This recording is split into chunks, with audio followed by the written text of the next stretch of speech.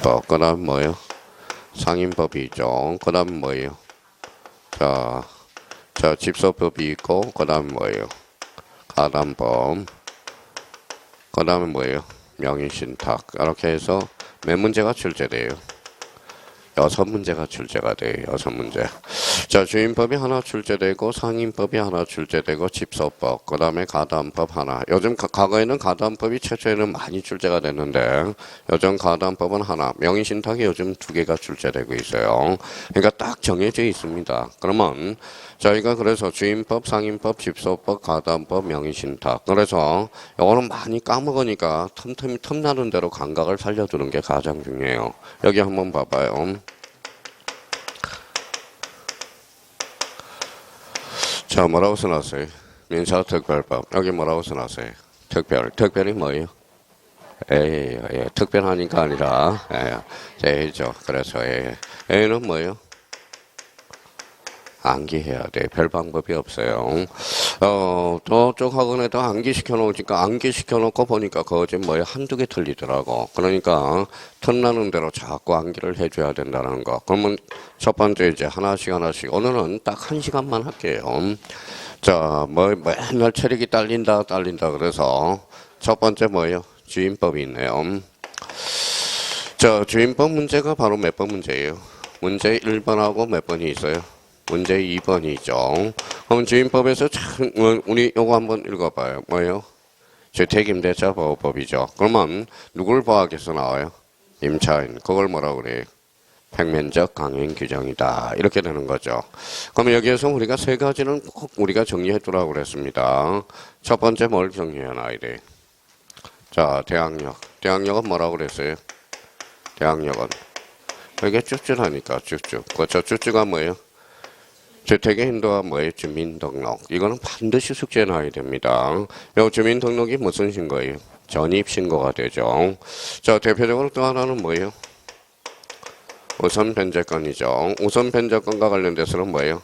대항력 플러스 무슨 일자? 확정일자. 그러니까 이렇게 한번 봐봐요. 대학 이렇게 하면 되는 거죠. 그러면 최우선 변제권과 관련돼서는 요거는 뭐예요? 자, 소액보증금이죠. 그러면 요거는 뭐예요? 대항력만 갖추면 되죠. 대항력만 갖추면 돼요. 확정일자는 요건이다 아니다? 아니다. 언제까지? 경매 개시 전까지 계속적으로 존속하고 있어야 된다는 거. 그러면 이걸 가지고 이제 문제에다 갖다 붙이면 되겠죠. 첫 번째 한번 봐봐요. 자, 주택임대차 보호법에 대한 설명으로 옳은 것 나와 있죠. 1번은 어때요? 1번은 흔히 보는 지문이라고. 동법의 적용 대상이 되는 주거용 건물인지 공부상 용도 표시만으로 결정한다. 어때요? X죠. 그럼 자기가 혼자하죠. 1번 뭐예요? 실제 용도에 따라서. 자, 실질 용도에 따라서. 그러면 1번은 결론적으로 어떻다? X. 하나, 오늘 뭡니까? 2문제가 오늘은 기초 중에 기초라는 겁니다. 그래서 기초가 자꾸 까먹는다고. 그럼 결론적으로 뭐예요? 1번은 X가 되고요. 2번에 가보죠. 자, 대지에 관한 저당권 설정 후 잘라봐요.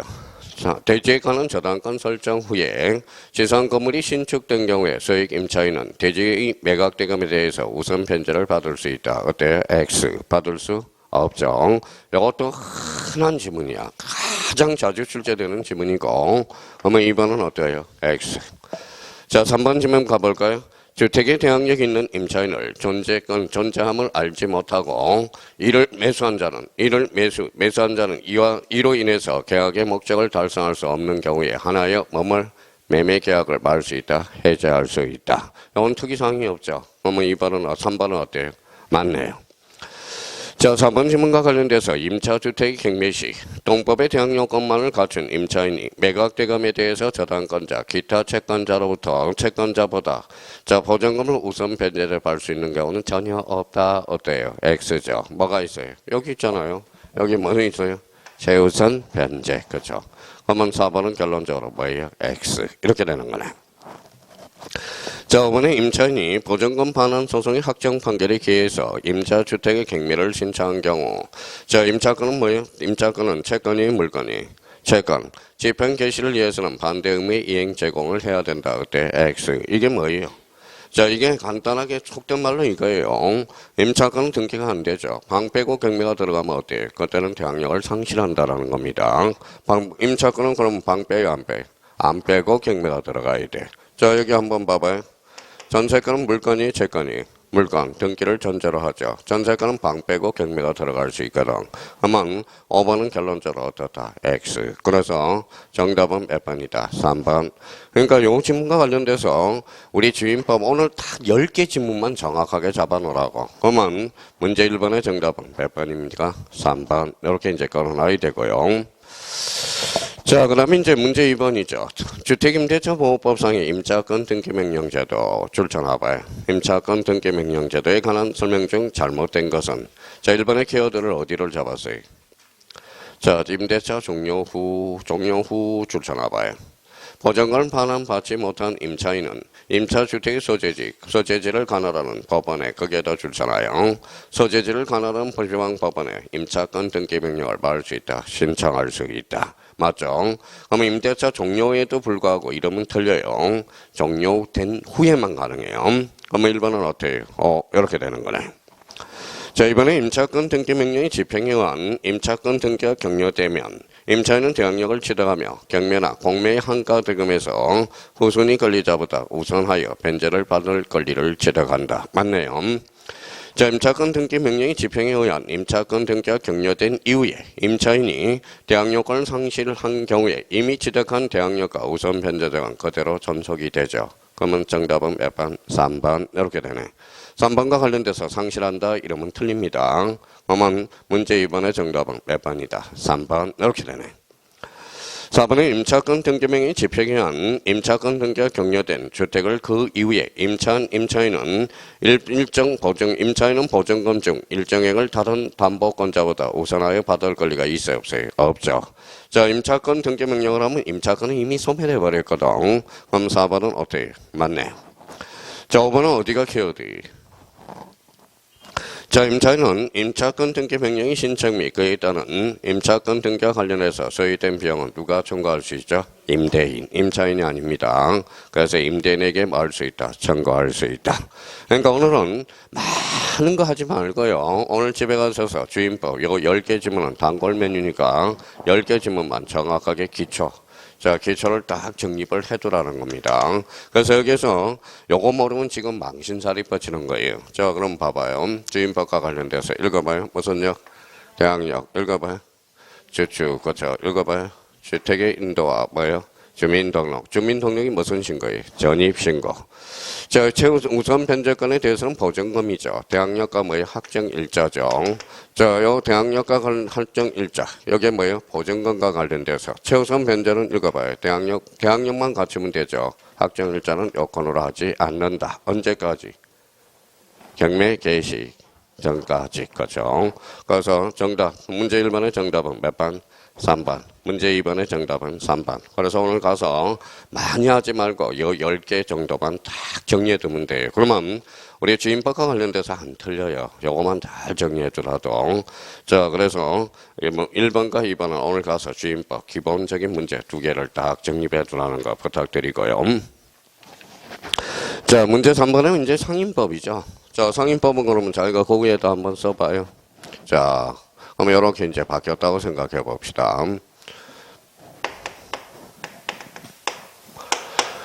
읽어봐요.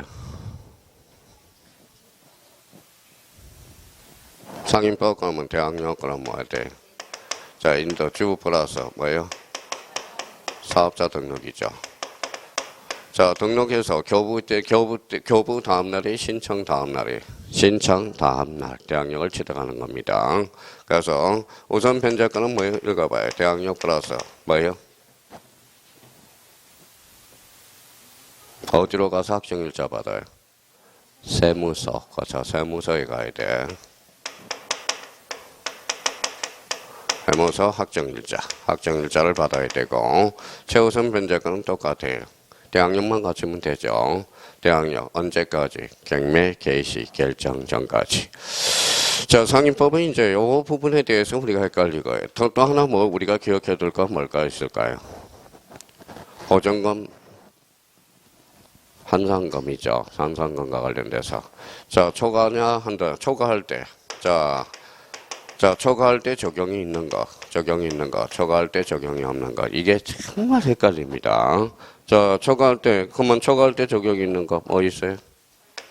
자, 권리금 또 대항력이죠. 대항력 또 계약갱신, 그렇죠. 갱신. 그 다음에 상기, 그렇죠. 상기. 그래서 우리 어떻게 해서 읽어봐요? 대권, 경신, 상기 이렇게 원하는 겁니다. 그럼 여기에 대해서 초과하더라도 적용이 없는 거 뭐가 있을까요? 다 까먹었네. 우선 변제권 또 하나는 최단 전속기간 또 하나는 임차권 등기명령. 명령제도와 관련돼서는 적용이 없어요. 그러니까 요게 잘 생각이 안 나. 요거 생각이 안 나고요. 그 다음에 또 하나 계약갱신 거절과 관련돼서 뭐가 있죠? 자, 이렇게 오더라고 그랬죠. 3부.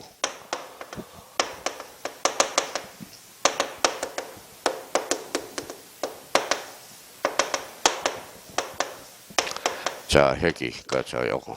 그러니까 지금 상인법이 자신이 없는 것은 요 세 개가 헷갈리는 거야. 세 개. 자, 계약갱신과 관련돼서 읽어봐라. 뭐예요? 경신 거절 요구, 그렇죠. 상기. 요거는 뭐예요? 부정한 행위. 요거는 뭐예요? 보상. 요거는 전대.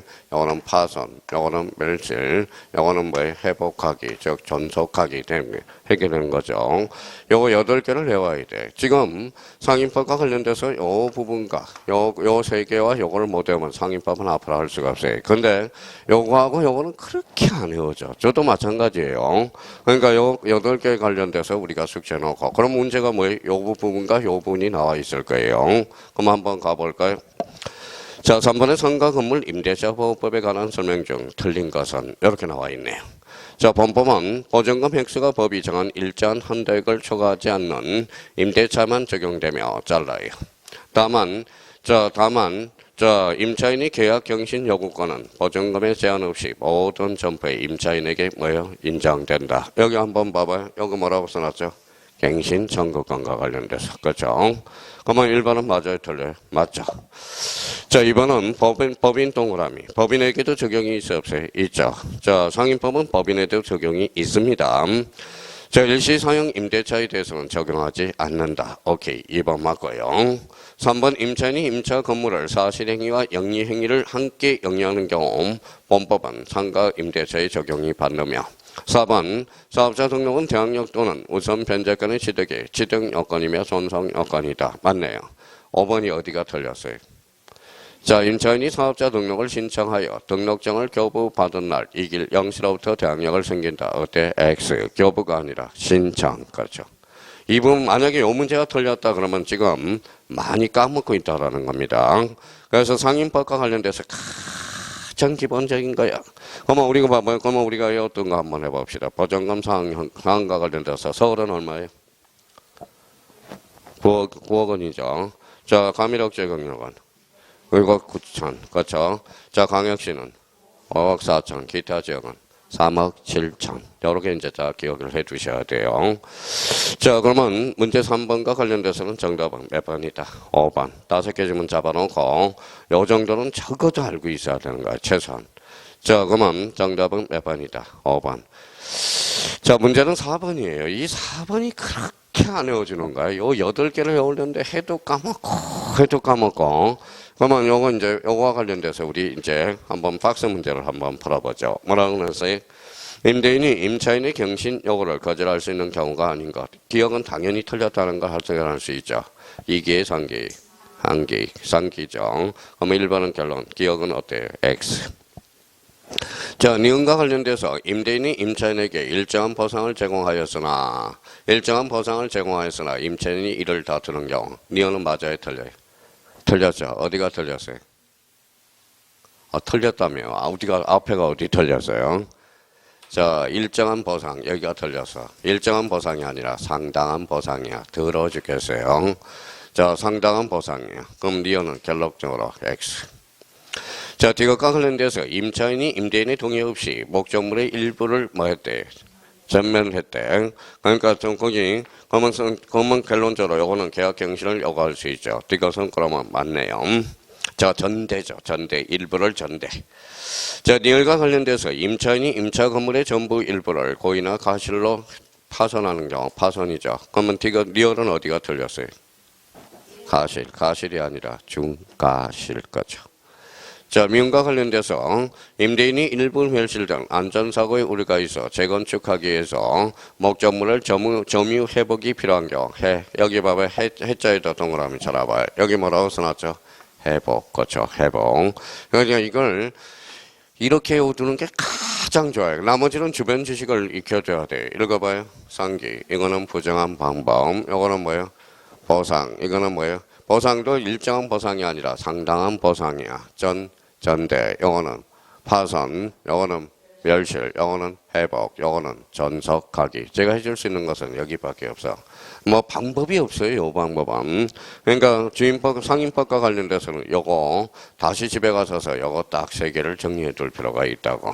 3개를 다시 한번 정리해 달라는 겁니다. 자, 그러면 거기까지 우리가 봐봐요. 자, 그러면 거기 프린트 하나 가져오셨죠? 한번 봐봐요. 그러니까 이게 지금 저기 보충 자료와 관련돼서 이게 다 머릿속에 암기가 돼야 돼. 암기가 돼야 돼. 그러면 자, 프린터와 관련돼서 테마 1 주택임대차 보호법 거기 한번 봐봐요. 아까 봤던 주택임대차 보호법 주거용 건물의 전부 일부가 임대차. 주거용 건물의 판단은 공부상 용도가 아니라 아까 무슨 용도? 실제 용도. 거기 행강편 딱 해놓고요. 자, 임대차 계약 체결 당시 주거용 건물. 그러면 미등기 뭐가 건물도 적용이 있고 미등기 전세 계약에도 적용이 있고. 자, 그러면 2번과 관련돼서 읽어볼래? 일시 사용을 위한 임대차는 적용이 있어 없어? 없어. 자, 법인과 관련돼서는 원칙적으로 대항력을 취득할 수 없죠. 전입신고도 안 되죠. 근데 A적으로 거기 한국 읽어봐요. 주택공사. 요거는 A적으로 인정이 됩니다. 자, 1번의 대항력과 관련돼서 대항력권 그러면 거기 뭐라고 써놨어요? 읽어봐요. 인도 플러스 무슨 신고? 전입신고. 이 길이야 당일이야? 이 길 오전 몇 시까지? 0시부터 흐르기 발생한다는 겁니다. 자, 매매와 관련돼서는 2가지가 있을 때 대항력 발생 시기하고 소유권 이전 등기를 어디를 기준으로 하느냐? 대항력 발생 시기를 기준으로 한다는 거. 경매와 관련돼서 대항력 발생 시기와 그 다음에 말소 기준 권리 등기는 어디를 기준으로 해요? 대항력 발생 시기를 기준으로 하는 거. 그러니까 이 부분에 대해서도 지문에 많이 나타날 때 다시 한번 우리가 생각해 둘 필요가 있고요. 자, 이번에 보증금 우선 변제권 대항력 플러스 무슨 일자예요? 확정일자. 우리가 확정일자. 그러면 특히 3번과 관련돼서 확정일자분은 몇 년 단위로 작성하죠? 1년. 그러면 자, 폐쇄 확정일자분은 몇 년간? 20년간 보존해줘야 돼요. 자, 그러면 또 한번 3번과 관련돼서 거기 네모 3번 보증금 소액 보증금의 최우선 변제권. 그럼 거기 한번 같이 읽어봐요. 1번에 뭐라고 써놨어요? 경매 신청 등기 전까지 무슨 역을 갖춰야 돼? 대항력. 요거 반드시 알아야 된다는 겁니다. 자, 그러면 이제 거기 네모 6번을 찾아봐요. 자, 경매시 대지의 매각대금. 요것도 시험 등장하면 많이 헷갈려요. 1번의 보증금 우선 변제 줄쳐놓고요.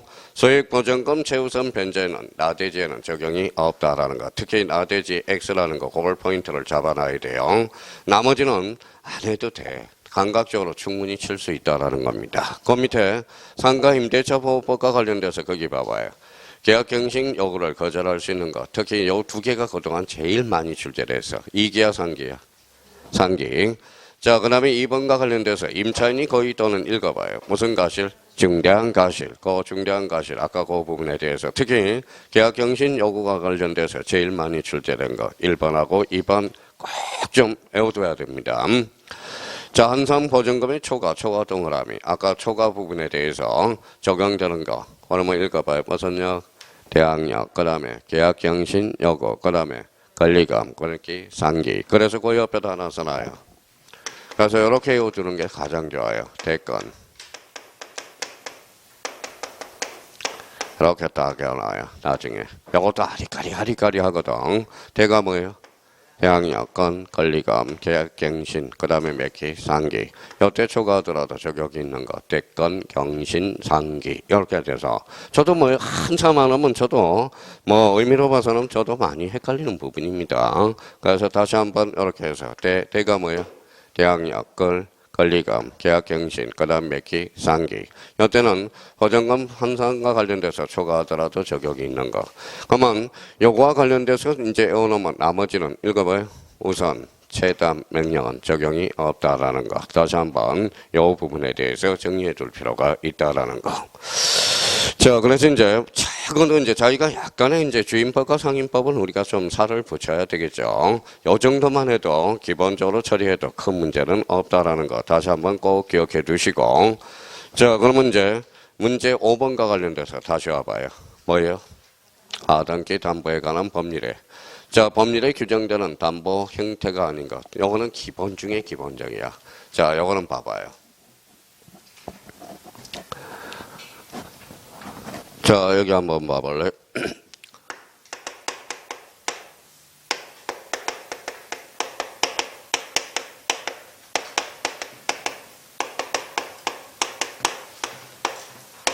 뭐라고 써놨죠? 가등기 담보에 관한 법. 그러면 가등기 담보에 적용이 있으려면 뭐 해야 돼? 읽어봐요. 등기가 돼야 돼. 등기. 그러면 상식적으로 요 문제 5번이 헷갈릴 필요가 없어요. 그럼 등기 안 된 걸 골라라. 이 말하고 똑같다는 거야. 등기할 수 없는 거. 자, 그러면 그런 의미에서 또 하나 잡아야 되고요. 또 하나는 요 문제를 풀 때 또 하나 기억해 둘 거는 뭐예요? 여기에다 써봐요. 일단 등기를 갖춰야 돼. 등기를 할 수 있어야 되고, 또 두 번째는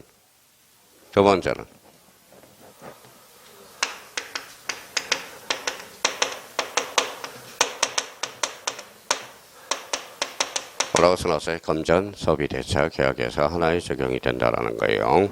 그러면 요거는 저희가 그러면 어떤 요령 있게 풀기 위해서는 뭐예요? 등기가 안 된 걸 골라라. 이 말하고 똑같은 거야. 그럼 한번 가볼까요? 가등기 담보 등에 관한 법률이 규제하는 담보 형태가 아닌 것. 1번 볼까요? 돈 얼마? 10만 원을 빌리면서 담보로 100만 원 상당의 다이아 반지 찾았어요? 네, 다이아 반지는 뭘까요?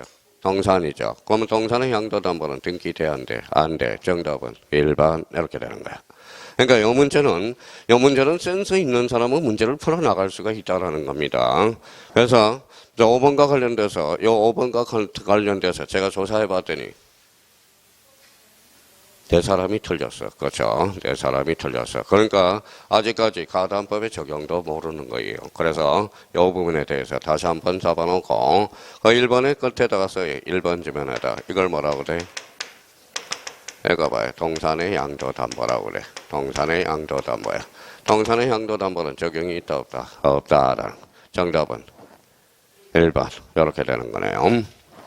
자, 2번과 관련돼서 한번 볼까요? 쌀 100가마를 질려주고 잘라봐요. 그 담보로 채무자 소유 채무자 토지의 권리 이전 동그라미. 이전에 뭐 한 경우, 가등기를 한 경우. 요게 바로 가로 읽어서요. 이게 담보 가등기라는 거야. 담보 가등기. 자, 3번의 시가 3천만 원 상량의 토지를 1천만 원에 매각하고 1년 후 매도인이 1천만 원에 대한 이자를 매도인에게 지급하여 한매 동그라미. 한매하기로 하고 이를 등기한 경우. 한매, 그러면 가로 읽었어요. 자, 한매를 뭐라 그래요? 또 다 까먹었다. 저 전에 했는데. 매도 담보라고 그러잖아. 무슨 담보? 매도 담보 거죠. 매도 담보. 자, 4번에 금전 소비 대차에 있어서 1천만 원을 대받은 자가 담보로 자신의 부동산을 채권자 앞으로 이전하기로 한 경우. 그거는 뭘까요? 글쎄요. 양도 담보가 되는 거네. 자, 그 다음에 5번에 채무자가 1천만 원을 빌려면서 그 담보를 위해서 다음 자기 소유 토지의 소유권 이전의 가등기. 이게 바로 뭐예요? 써요. 가로 읽어. 가등기 담보네요. 이게 바로.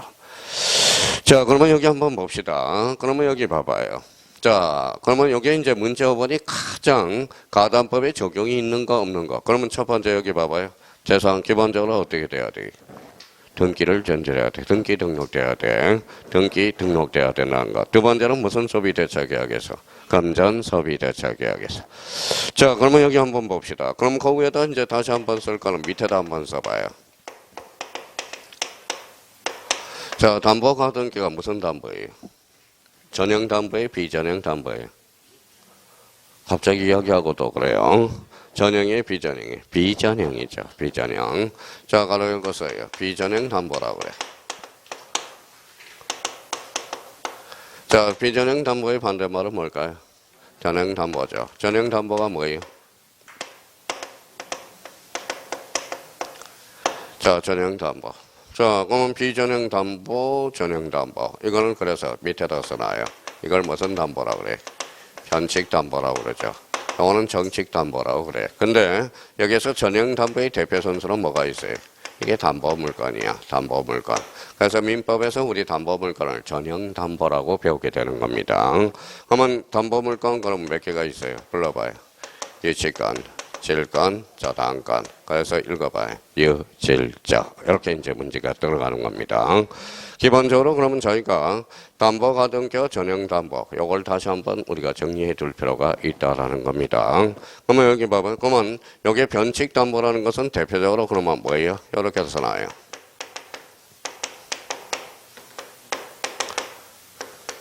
뭐라고 써놨죠? 소유권 이전 범위야. 소유권을 이전하는 범위라는 겁니다. 그러면 여기 봐봐요. 소유권을 이전하는 범위야. 소유권을 이전하는 범위. 자, 요거는 뭘까요? 소유권을 뭐 하는 범위일까요? 이거는 제한하는 범위야. 제한하는 범위. 그러니까 소유권을 제한하는 범위. 그래서 요거 한번 읽어봐요. 뭐예요? 제한. 제한 물건을 뭐라고 그래? 이게 담보 물건이라는 거예요. 그래서 담보 물건은 무슨 물건이다? 제한 물건이다. 그러면 담보 가등기는 변칙 담보로서 읽어봐요. 소유권을 이전하는 범위라는 거예요. 그러면 담보 가등기는 갖고요, 얼고요? 읽어봐요. 갖고요, 읽어요? 갖고. 그렇죠. 갖고에만 기록된다. 그럼 오늘 가장 기본적으로서 그러면 담보 가등기는 소유권을 이전하는 범위. 그래서 비전형 담보가 되고요. 그러면 전형 담보는 담보 물건. 그러면 대표적으로 유치권, 질권, 저당권. 이거는 뭐예요? 소유권을 제한하는 범위. 이렇게 이제 한번 잡아둘 필요가 있고. 자, 그러면 담보가등기와 관련돼서 그 밑에 이제 정리가 돼야 되고요. 자, 두 번째입니다. 자, 문제 6번을 풀기 위해서 이제 또 할 게 하나 있어요. 자, 봐봐요. 자, 문제 6번 위에다 써봐요. 이가 누구죠? 채권자겠죠. 채권자. B가 누구예요? 채무자죠. 자, 채무자가 A한테 가서 1억만 구워달라 그랬어요. 1억만 구워달라. 그랬더니 뭐예요? 뭐 믿고 구워주냐 그랬더니 내 집 한 채가 있거든. 너한테 명의를 양도해 줄게. 이렇게 명의만 이렇게 양도해 줄게. 그러면 여기 읽어봐요. 이 사람은 양도인, 양수인. 양수인. 자, 이 사람은 양도인이 되는 겁니다. 그런데 계속 누가 그러면 이 사람이 그러면 양도인이죠. 이 사람이 뭐예요? 미쳤어요. 양수인이 되죠. 자, 그러면 여기 봐봐요. 누가 계속 점유하고 있어요? 채무자가. 그렇죠. 채무자가 점유하고 있다는 거야. 명의만 넘어간 거야. 명의만 넘어간 거야. 이게 그래서 나중에 명의신탁에 적용이 있어 없어요? 없어 하라는 거야. 자, 만약에 그러면 이제 변제기일이 됐는데 B가 돈을 안 갚는다고 생각해봐요. 그러면 이 집이 지금 몇 억이냐? 자, 시세가 1억 2천을 간다고 생각해봐요. 자, 1억 2천. 지금 몇 억이? 1억. 그러면 지금 어디가 높아요? 여기는 높죠? 그렇죠? 여기는 높죠? 이때는 그러면 봐봐요. 읽어봐요. 담보가등기에 적용이 있다라는 거야. 소강경. 그럼 만약에 이렇게 되면 어떨까요? 이 사람이 1억 2천에 이제 우리 물담보에게 해서 1억 2천이거든. 이자를 연체해서 뭐예요? 7천이 돼버렸어. 그럼 1억 7천. 여기는 몇 억? 1억 2천. 그럼 어디가 오나요? 이쪽이 많죠. 이때는 담보가등기에 적용이 있어 없어? 없어. 그러니까 이 말은 이해를 못하는 거야 지금. 그러면 여기 한번 가보죠. 6번. 자, 다음 가등기 담보에 관한 설명 중 옳지 않는 것. 1번의 대물 파는 예약 당시 담보의 가액이 자행액 및 이에 붙인 이자의 합산액이 미달 동그라미. 미달한 경우도 법이 적용된다. 어때? X. 미달한 경우 적용이 없다라는 거야. 그럼 뭘로 고쳐야 돼? 초과. 그렇죠. 초과. 그러니까 요 1번과 관련돼서 그럼 봐봐요. 요렇게 요게 큰 경우는 적용이 없다라는 거야. 줄 게 없죠? 줄 게 없어요. 그러면 요 사람은 그러면 요 사람이 이제 사적 분쟁이 이제 생겨서 자 1억을 달라 그랬더니 두 가지 방법이 있겠죠. 여자 1억에 대해서 어떻게 해야 돼요? 첫 번째는 자 그러면 네가 명의를 이전해 가서 2천만 원 누구한테 돌려줘야 돼? B한테 돌려줘야죠. 그게 뭐예요? 처분청산이 기속청산이야. 그게 사적 실형으로서 기속청산이 되는 겁니다. 이번엔 두 번째 여기 한번 봐봐요. 자 일하는 사람이 귀찮을 수 있어 없어? 있어요. 그럼 뭐가 들어가요? 경매가 들어가면 똑같아. 보통 저단하고 똑같은 효과가 나타나기 시작합니다. 그러면 이 사람이 취득하면 이 사람이 이 집을 취득할 수 있는 방법은 두 가지가 있네. 읽어봐요. 사적 실행과 경매, 공적 실행이죠. 사적 실행은 대표적으로 뭐가요? 기석, 정산. 그 다음 두 번째, 공적 실행은 뭐다? 경매. 그렇죠? 두 가지 방법이 있겠죠. 근데 여기 봐봐요. 그러면 이제 경매가 들어가기 위해서는 이제 청산 기간이 필요하겠죠. 청산 기간 몇 개월? 2개월이에요. 그런데 여기 선순위는 고려할 사항이 아니죠. 후순위 있어요, 없어요? 없어. 후순위가 있다면 후순위는 고려해줘야 돼. 그러면 후순위를 보호해줄 수 있는 방법은 A가 뭐 해야 돼? 후순위 건자한테 읽어봐요. 알려줘야죠. 읽어봐요. 통지 거죠. 머릿속에 굵게 잡아요. 머릿속에. 크게 잡지 말고. 그러면 거기 한번 가봐요. 이제 2번은 담보가등기관리자는 소유권 취득기한 실행 잘라봐요. 여기가 뭐예요? 바로 기석 정산, 즉 사적 실행이 되겠죠. 경매 실행 중 선택할 수 있는데 경매의 경우 가등기 담보권은 뭐하고 똑같다. 저당권으로 본다. 이렇게 되는 거야. 그러니까 5개 지문을 정확하게 숙지만 해놓으면 나머지 지문 틀릴 일이 없거든. 자, 3번에 담보 가등기인지 여부는 원칙적으로 결정된 것이 아니고 거래 실정과 당사자의 의사에 따라서 결정된다. 맞네요. 자, 3번에 담보 목적으로 채권자에게 이전된 담보물을 채권자가 제3자에게 양도한 경우 제3자가 승인이며 유효하게 뭘 취득한다? 소유권을 취득. 오케이. 예약 당시 담보 물건의 시가 차익을가 순순히 담보 채권을 합한 금액보다 클 때 읽어봐요. 본법이 적용된다. 그러면 여기 가등기 담보와 관련돼서는 뭐 기타 자세한 것도 있지만 15개. 오늘은 가장 기본적인 5번 5개, 6번 5개. 그래서 10개 지문을 정확하게 잡아둘 필요가 있어요. 그러니까 아리까리 하는 거라고. 자, 그러면 5번과 관련돼서 정답은 몇 번? 1번. 6번은 정답은 몇 번? 1번이 되고요. 자, 그러면 이제 집합건물 유일하게 우리가 사례가 안 나오는 게 뭡니까? 집합건물이죠. 집합건물과 관련돼서 잡아봐요. 집합건물은 흐름을 잡아봐요.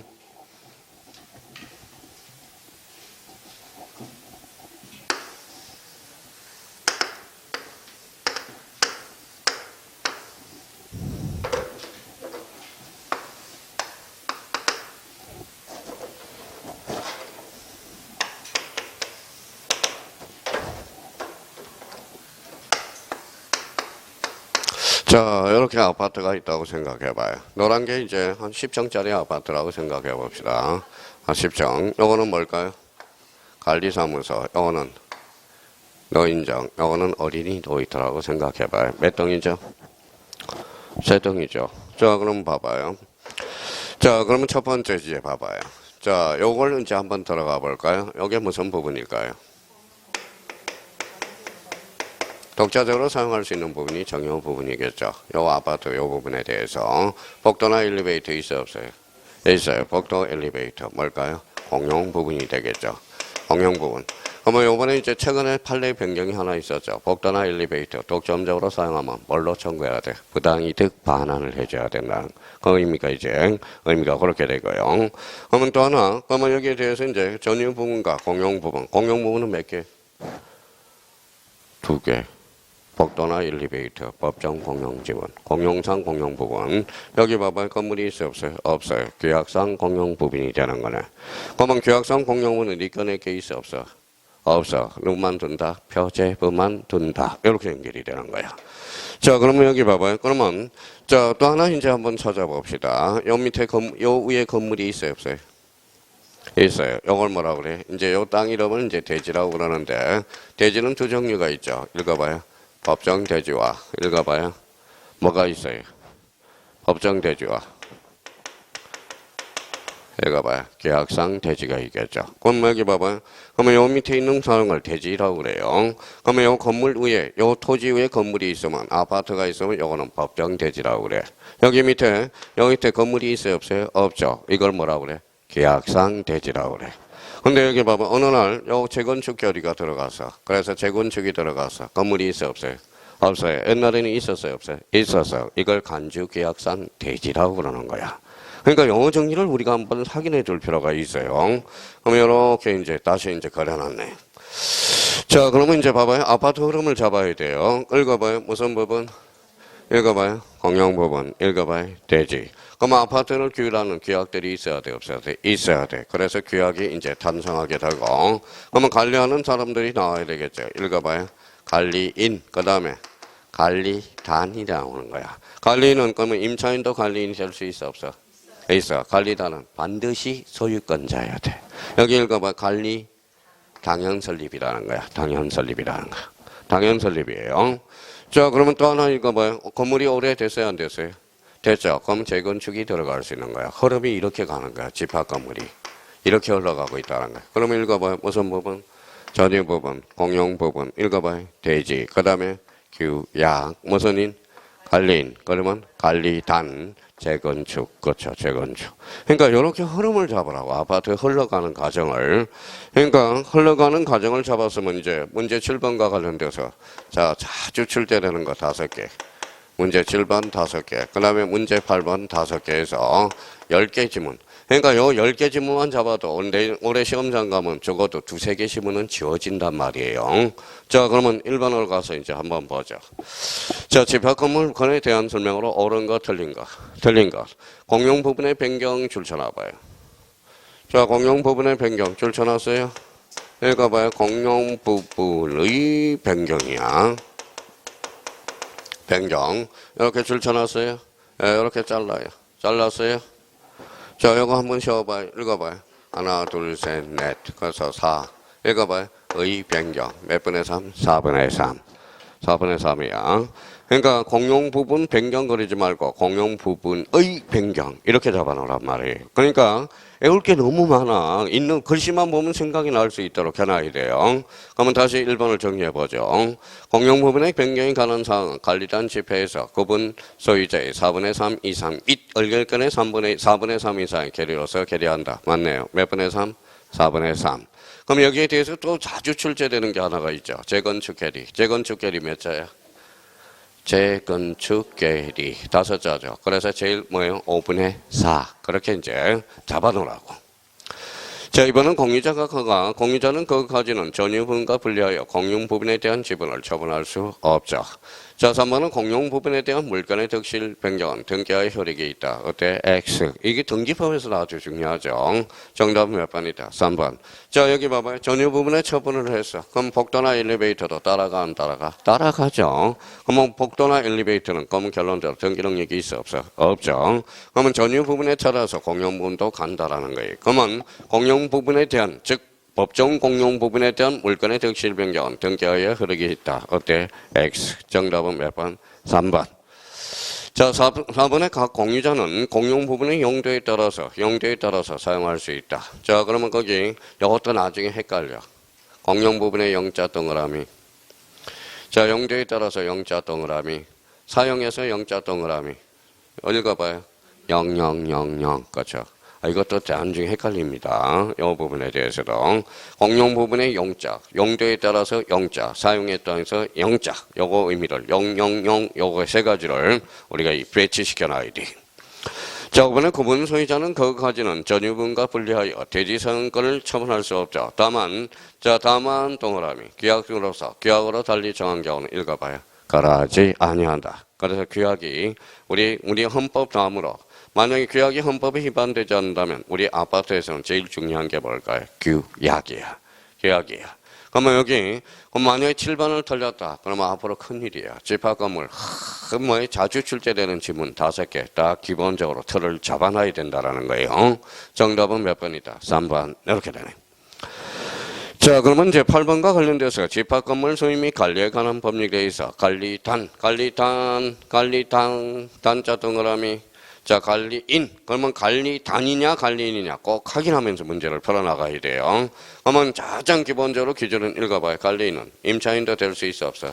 있어. 관리단은 반드시 구분 소유자여야 된다는 거. 그걸 머릿속에 잡아놔야 돼요. 그러면 문제를 풀 때 항상 뭐가 나오는지를 조심하라. 관리인이냐 관리단이냐 그걸 잡아놔야 돼. 자, 건물에 대한 구분 소유 관계가 성립되면 구분 소유자는 건물 및 대지와 부속 시대의 관리에 관한 사업의 시행을 목적으로 관리단을 구성한다. 관리단 줄쳐놓고. 이럴 경우 단은 구분 소유자의 전원으로 구성됩니다. 전원 동그라미.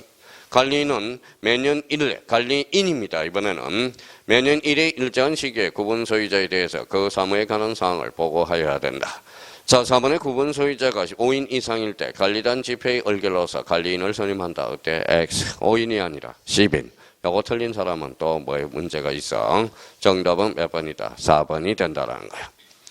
관리인의 대표권을 제한할 수 있지만 이로써 선의의 제3자에게 읽어봐요. 대항할 수 없다.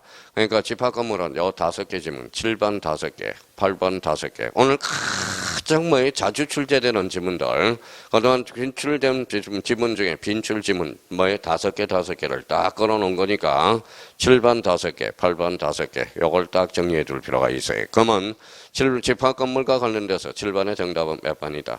3번. 8번의 정답은 몇 번? 4번이 된다라는 거 다시 한번 우리가 정리정돈을 해주셔야 되고, 자, 집합 건물과 관련, 그러면 9번과 관련돼서 무슨 신탁이 있죠? 명의신탁. 명의신탁과 관련돼서는 두 문제가 출제되는데, 자, 뭐가 출제될까요? 가장 기본적으로. 자, 계약명의신탁 아니면 중간 생략행 명의신탁이야. 자, 한번 봐봐요. 얼마나 이제 다 까먹었는지 봐봐요. 자, 쓸 필요 없이 써도 좋고요. 그러면 명의신탁은 몇 종류? 크게 2종류. 그렇죠.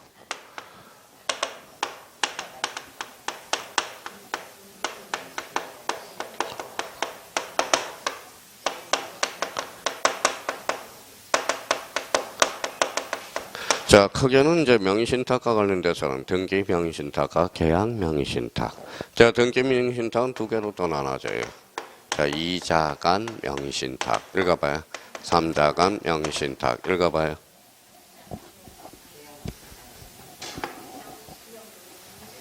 그냥 명의신탁이 어디 있어요? 그렇죠? 이전형 명의신탁. 이전형 명의신탁. 여기 읽어. 3자간. 읽어봐요. 이명명의신탁이야. 이명명의신탁. 자, 이거 그러면, 자, 여기에서 이제, 그러면 이제 이 정도 틀은 잡아놔야 돼, 머릿속에. 그럼 봐봐요. 명의신탁은 등기명의신탁과 그 다음에 계약명의신탁이 있다. 그러면 등기명의신탁은 2자간, 즉 이전형 명의신탁, 3자간, 중간 생략형 명의신탁. 그 다음에 여기 계약명의신탁을 뭐라 그래? 명의신탁이라고 그러는 거예요. 자, 그러면 대표적으로 이제 여기까지 머릿속에 잡았으면 머릿속에 이제 요거 스토리를 전개해놔야 되겠죠. 자, 한번 가볼까요? A가 뭐예요? 집을 B한테 봐봐요. 두 사람이야. 그럼 A가 B한테 등기를 명의신탁했어. 그렇죠? 그럼 이 사람은 그러면 뭐 수탁자, 신탁자, 수사사. 몇 사람이?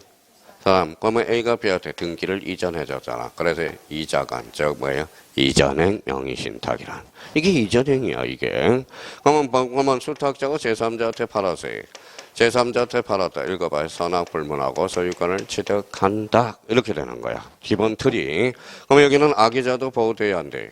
되죠? 악의자도 보호된다라는 거야. 그러면 이게 바로 이자간 명의신탁으로서 읽어봐요. 이전행 명의신탁, 즉 등기 명의신탁 중에 이자간, 이전행 명의신탁이라는 겁니다. 자, 그러면 한번 볼까요? 명의신탁 약정은 유효야, 무효야? 약정은 무조건 무효야. 명의신탁 그러면 봐봐요. 자, 그러면 우리 한번 봐봐요. 자, 통정은 불법이야, 아니에요? 통정 불법이 아니야? 아니죠. 통정했다 해서 불법이 나면 다 통정이네요. 무슨 말씀인지 아시겠죠? 그래서 이번에 뭘 감싸려고 팔짱 낀 건 또 성희롱이네. 그럼 막 요즘 여당에서 막 그런 이야기 하죠. 그거는 자기 감정에 따라서 달라질 수 있다라는 겁니다. 감정에 따라서. 그러면 여기 한번 봐봐요. 그러면 결론적으로 그러면 이게 바로 명의신탁 약정은 무효죠. 그럼 명의는 불법이 아니야. 명의 빌려준다 해서 불법이 아니야. 아니죠. 그럼 명의신탁은 불법 원인급에 적용이 있어 없어? 없어. 그래서 나중에 신탁자가 부당이득 반환을 청구하게 되는 결론이 생긴다라는 겁니다. 그러니까 약정은 무효야. 약정 명의 빌려준다 해서 불법이 아니야. 아니죠. 그럼 여기 한번 읽어봐요. 누구? 수탁자는 소유사 있어 없어? 없어. 그래서 자주 타주죠. 타주라는 거야. 그래서 우리가 이 어떤 명타가 나오는 거야. 명의신탁에서 신탁자, 수탁자는 바로 자주점유가 아니라 타주점유. 공유 부분에 대해서 초과는 초타라고 그랬죠. 초과분에 대해서는 타주점유죠. 그래서 뭐라고요? 명타, 공타 이렇게 이제 나오게 되는 겁니다. 저번에 우리 점유권에서 배웠을 때 워낙 자주 나온 것들은 기억해 둘 필요가 있어요. 이게 본능적으로 한다니까 요 지문들을 이제 해결을 못 한다고. 자, 그러면 요 부분에 대해서 우리가 봤고요. 자, 그 다음에 이제 3자가 명의신탁이 뭐냐. 여기 봐봐요. 애가 누구예요? 애가 집 한 채가 있어. 누구예요? 이 사람이 매도인인 거야. 매도인. 이 사람이 뭐야? 자, 매수인이 되는 거죠. 매수인. 요 매수인이 뭐라고요? 매도인한테 부탁해요. 이번 처제 앞으로 등기 좀 해다오. 그죠? 등기 좀 해달라는 거야. 그러면 여긴 등기는 그러면 누가 어떻게 된 거죠? 시한테 등기되는 거죠. 그러면 우리나라는 등기를 해야 되겠죠. 원래는 어떻게 가야 돼? 이렇게 갔다가 이렇게 가야 되겠죠. 근데 이거 다이렉트로 등기가 됐죠. 빠져서 안 빠져서? 빠졌어. 이게 일종의 뭐예요? 중간 생략혁명의 신탁이야. 몇 사람? 하나, 둘, 셋. 세 사람이죠. 그러면 여기에 대해서 우리가 조심할 거는 여기 한번 봅시다. 그럼 이 사람이 신탁자의 수탁자의 신탁자. 이 사람은 수탁자가 되죠. 그러면 여기 읽어봐요. 매수인과 신탁자가 일치할 때 이때는 뭐예요? 읽어봐요. 중간 생략행 명의신탁이라는 거야. 조심해야 돼요. 공을 기하로 해서 C가 D한테 팔았다. 선악 불문하고 소유권을 얻었다. 취득하죠. 그러니까 요 부분에 대해서 우리가 이제 3자간 제 사람이니까 3자간 명의신탁이고 A가 C한테 다이렉트 등기해주니까 이렇게 해서 뭐예요? 중간 생략형 명의신탁이 되는 거야. 그러니까 그러면 봐봐요. 중간 생략형 명의신탁 꼭 확인해 둘 거야. 읽어봐요. 매수인과 신탁자가 일치하면 그때는 읽어봐요. 중간 생략형 명의신탁이다. 자, 그러면 이제 그러면 요 부분에 대해서 우리가 봤고요. 이번에는 계약명의신탁을 간단하게 한번 봐봐요. A가 집이 있어. B가. 자, B라는 사람이 있어요. 자, C라는 사람이 뒤에 숨어 있어. 숨어 있어. 뭐라고 그랬어요? 복부인이라고 그랬죠. 복부인이 이제 뒤에 숨어 있으면서 뭐에 B한테 부탁을 하는 거예요. 너 A한테 가서 계약도 하고 뭐다 등기도 쳐라. 이렇게 이야기하는 거예요. 그러면 이 사람 그러면 이 사람이 그러면 C가 B한테 정권을 임했죠. 그래서 읽어봐요. 이명 명의신탁. 읽어봐요. 계약형 명의신탁이랑 같은 말이라니까. 같은 말. 자, 그러면 여기에서 그러면 이 사람은 수탁자의 신탁자예요. 이 사람은 자, 수탁자가 되죠. 이 사람은 신탁자가 되죠. 이 사람은 그러면 매수인이 뭔 경우? 매수인이 읽어봐요. 수탁자죠. 수탁자야. 중간 생략형 명의신탁은 매수인이 신탁자가 되는 거예요. 요 관계가 성립되고 있다는 거예요. 자, 그러면 여기에 대해서 이제 한번 볼까요? 근데 여기에 이제 왜 어려운지 한번 봐봐요. 요 사람이 지금 숨어 있어요, 안 숨어 있어요? 복부인이죠. 근데 요 A라는 사람이 복부인이 숨었다는 것을 알아서 몰랐어? 알았어. 그러면 악이에요, 선이에요? 악이. 그러면 요 계약 자체는 무효가 된다라는 거. 이걸 조심해야 되는 거야. 무효가 돼요. 그러면 요때는 그러면 소유권을 누가 가지고 있죠? B가 가지고 있죠. 그러면 소유권자는 얘가 돼버리는 거야. 자, 요번에는 요 사람이 뭐다 C가 숨어 있다는 걸 모른다. 선이에요, 악이에요? 선이. 그러면 요 계약 자체가 유효가 돼버려. 유효가 된다라는 겁니다. 그러면 결론적으로 그러면 선임은 요 선일 때는 뭐예요? 요 계약 자체가 소유권을 얘가 가지고 있죠. 악이라면 얘가 소유권을 가지고 있는 거네. 그러면 반대로 지금 이야기를 했네요. 그럼 악이는 계약인이 무효죠. 무효니까 소유권은 원래대로 가는 거야. 선이라는 그러면 요 계약 자체가 유효죠. 그러면 이때는 소유권자는 누구야? B가 되는 거지. 선이니까. 자, 근데 그래서 그러면 여기에서 이제 자꾸 읽다 보면 여기에서 헷갈리는 거예요. 자, 봐봐요. 뭐라고 써놨죠? 제3자죠. 제3자. 저때 제3자는 읽어봐요. 선악 불문하고 소유권을 취득하죠. 그렇죠? 요때 제3자에 관련해서 선이야기하고 요때 선이야기하고는 자꾸 구분을 해줘야 되는데 처음 강의 듣는 사람은 이때 선이야기하고 이때 선이야기하고는 분명하게 구분을 해줘야 된다고. 그것만 봐봐요. 명의신탁 약정은 뭐가 돼요? 무효가 된다라는 겁니다. 자, 그러면 약정 자체는 무효야. 그러면 이제 문제 9번과 관련돼서 봐봐요. 자, 명의신탁의 설명 중 옳은 거 틀린 거. 틀린 거. 그러면 1번에 계약명의신탁의 경우 잘라봐요. 계약명의신탁이네. 명의수탁자가 매수인이 되고 매도인이 명의신탁 약정의 사실을 알지 못한 경우라도 명의신탁 약정. 둘 쳐놔봐요. 약정은 무효. 다시 약정은 무효. 다시 약정은 무효. 그럼 1번은 맞네요. 자, 이번에 신명등기 위반해서 무효인 명의신탁 약정에 대해서 격려된 타인 명의의 등기는 불법 언인급에 읽어봐요. 해당하지 않는다. 그럼 결론적으로 이 말은 부당이득을 청구할 수 있다라는 거예요. 나중에 사례 문제가 나올 때. 그러면 4번, 3번 봐봐요. 3번 여기 봐봐요.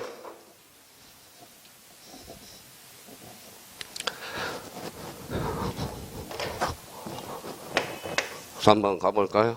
자, 한번 불러볼래요?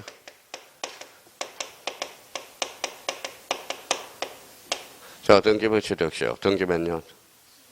알잖아. 등기 10년. 등기 10년. 무슨 점유? 자주. 그렇죠. 자주. 읽어봐요. 형원. 그 다음에 공연. 그 다음에 선의 무과실. 그렇죠. 선의 무과실. 자, 그럼 아까 그럼 명의신탁에서 명탁. 그럼 여기는 무슨 점유? 자주 점유. 그러면 수탁자로부터 등기부 취득시효를 주장할 수 있어? 없어? 없어. 왜? 등기부 취득시효는 타주점유가 아니라 자주점유거든. 그럼 한번 갈까요? 명의신탁에 의해서 부동산을 소유자로 등기된 사람이 그래서 명타잖아. 타. 그러면 등기부 취득시효는 무슨 점유야? 자주점유거든. 10년간 평온공인하게 선의이며 가실 없이 그 신탁 부동산을 점유하면 소유권을 시효 취득할 수 있다. 어때? X. 시효 취득할 수 없죠. 명의신탁은 타주야 자주야? 타주. 근데 여기 등기부 취득시효는 무슨 점유다? 자주점유가 되는 거야. 그러면 결론적으로 등기부 취득시효는 읽어봐요. 등기 10년, 자주, 병원, 공연, 선의, 무과실이죠. 요걸 공략한 거네. 그렇죠? 공략은. 그럼 정답은 몇 번이다? 3번. 이렇게 되는 거예요. 4번에 명의신탁된 토지에 대해서 토지상의 수탁자가 건물을 신축한 경우 잘라봐요. 자, 명의신탁이 해지되어 토지 소유권이 신탁자에게 환원된 경우 수탁자는 간섭법상 법정상권을 취득하지 못한다. 뭐냐? 대내적 대외적 관계 토지와 건물이 동일 소유자가 아니거든. 그러면 요거와 관련돼서 그러면 자 4번 지문과 관련돼서 우리 이야기한 거 봐봐요. 자 여기 한번 봐볼래요? 자 우리가 이제 자 여기 한번 밑에다 한번 써봐요. 6번이라고 해놓고.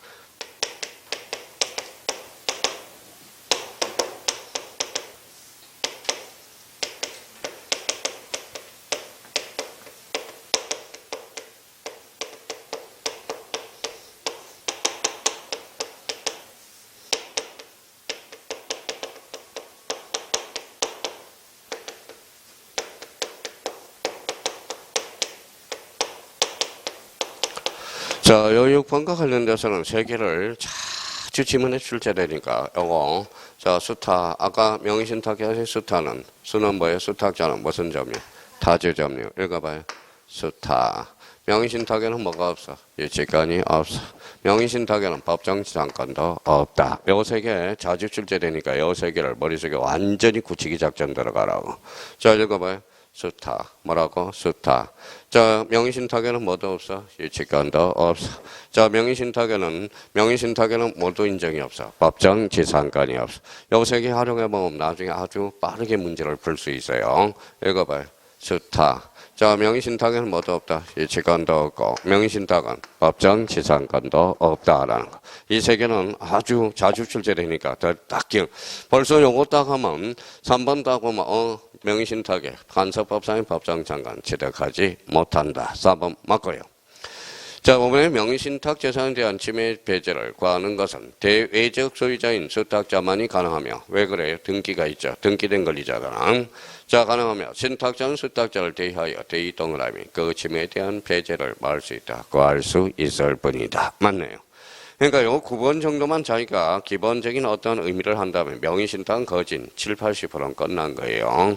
그럼 정답은 몇 번이다? 3번. 자, 그 다음에 이제 10번과 관련돼서 이게 무슨 신탁일까요? 자, 아까 명의신탁은 크게 몇 개로 구분이 돼? 2개. 등기 명의신탁과 계약 명의신탁. 등기 명의신탁은 다시 2자간 명의신탁과 3자간 명의신탁. 그러면 2자간 명의신탁을 뭐라고 그래?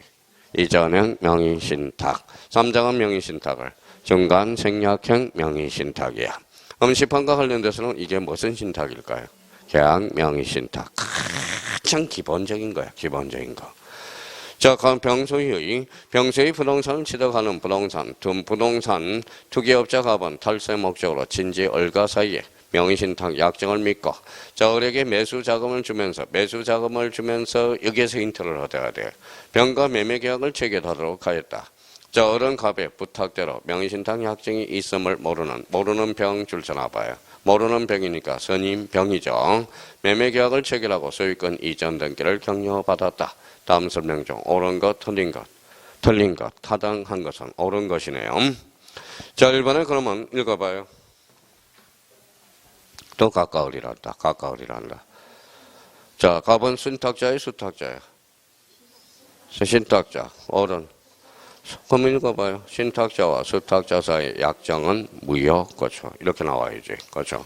읽어봐요. 현재 소유자는 병이다. 병이에요? 어리죠. 왜? 선임인 병이니까. 그렇죠. 자, 3번 읽어봐요. 신탁자는 읽어봐요. 수탁자를 상대로 명의신탁 해지를 이유로 하여 읽어봐요. 이전 등기를 구할 수는 없다. 명의신탁을 해지를 구할 수는 없는 거야. 그럼 결론적으로 3번은 X. 자, 4번 읽어봐요.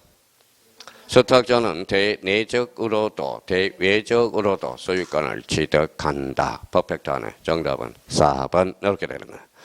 만약 읽어봐요. 만약 누가 수탁자가 누구에게 제3자에게 매도하고 이전 등기를 해주었는데 제3자 신탁자와 수탁자 사이에 명의신탁 약정을 알았은 정은 알았다라는 것은 악인 정도 소유권을 취득한다. 그렇죠? 이게 대표적인 뭐예요? 계약 명의신탁이에요. 그런데 계약 명의신탁이 나올 때 특히 조심할 게 뭘까요? 특히 나올 때, 자, 그 옆에다 써놔요. 경매. 자, 경매와 관련돼서 나올 때 요거는 뭘로 취급해서 문제를 푼다?